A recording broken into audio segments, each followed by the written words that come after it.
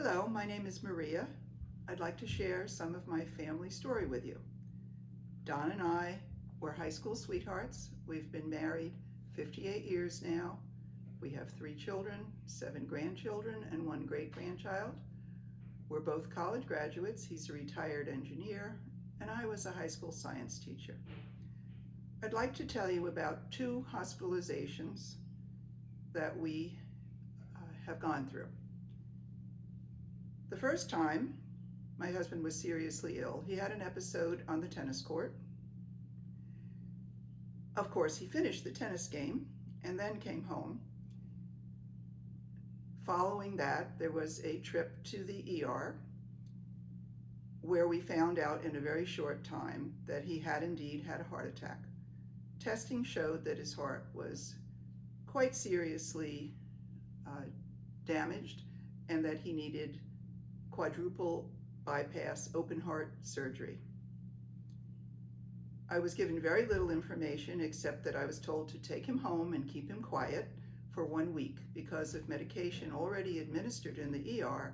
They couldn't do the surgery right away. We went home. It was a long, stressful, scary week, and we came back for the surgery. I was told that the surgery would take 4 to 4.5 hours. Instead, it took 9.5 hours. And when the surgery was completed, I was not allowed to see my husband because it was too late. I was told to come back the next day. Another sleepless night, and I came back in the morning only to be told that I could not see my husband because it was too early. And so I waited, scared to death, until they finally let me see him. When I did, I was unprepared for what I was going to see, and when 2 doctors came in to talk with me about his surgery, I passed out, landed on the floor, and ended up spending the rest of the day in the ER. Fast forward a couple of years, and we had another life-endangering hospitalization. My husband collapsed unconscious at home, and I followed another ambulance to the hospital. The same hospital, by the way.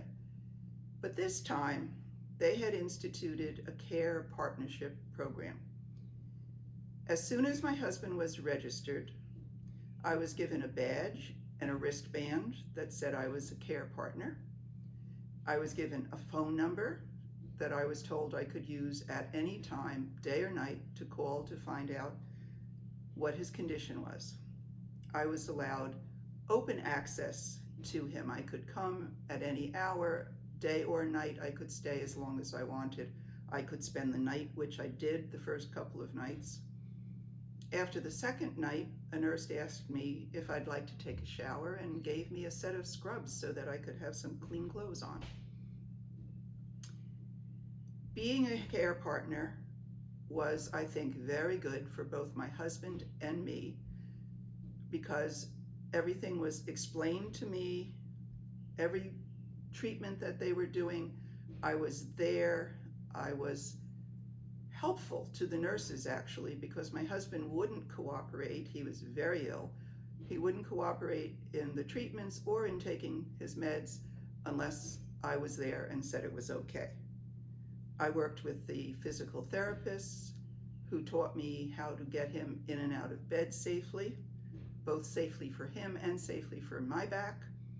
I worked with the speech therapist because they feared he had swallowing problems, and they taught me a variety of things to do with him to make sure that his food was safe and that he was swallowing appropriately.